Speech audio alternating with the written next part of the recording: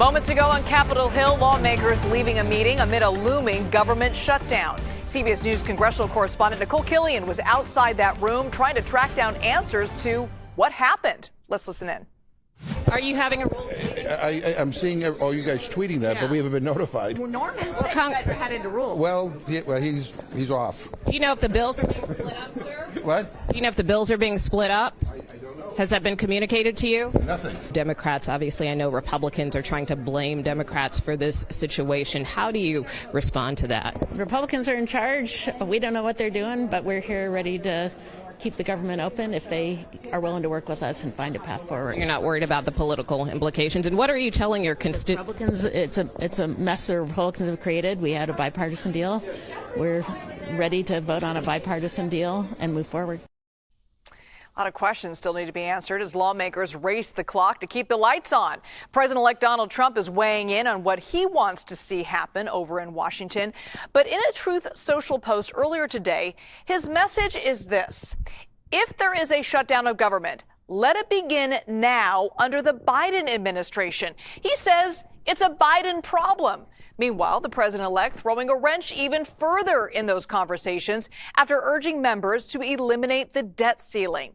That's the federal government's borrowing limit. Now, doubling down on that request in another post saying this: Congress must get rid of or extend out to perhaps 2029 the ridiculous debt ceiling. Without this, we should never make a deal. So let's bring in CBS News political reporter Ali Novello, who is live in West Palm Beach, Florida. Ali, thank you so much for being with us. Why is Trump calling for the debt ceiling to be raised?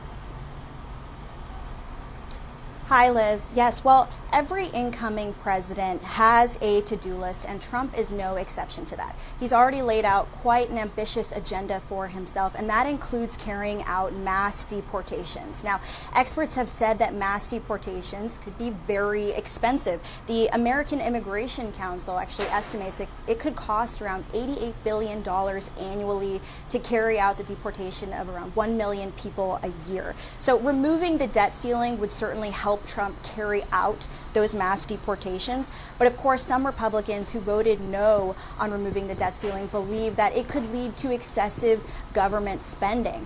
But Trump Advance issued a joint statement, and in that statement they said that they worry Democrats could use the debt ceiling as leverage to block Trump's agenda when he comes back to the White House. Liz?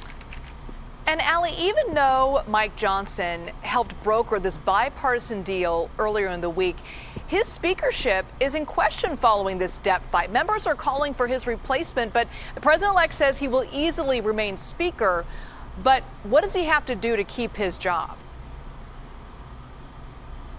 Well, Trump has weighed in on the funding bill numerous times, but in the case of Speaker Johnson, he reportedly told Fox News Digital that Speaker Johnson will likely be able to keep his job if he acts, quote, decisively and tough and gets rid of all the traps being set by Democrats. Again, Trump worries that if the debt ceiling remains, that Democrats could use that as leverage to block his agenda when he comes back to the White House. So Johnson has a tough task ahead. He has to unite the Republican Party, and he also has to be able to pass a funding bill before the deadline, which is tonight at midnight, to prevent a government shutdown.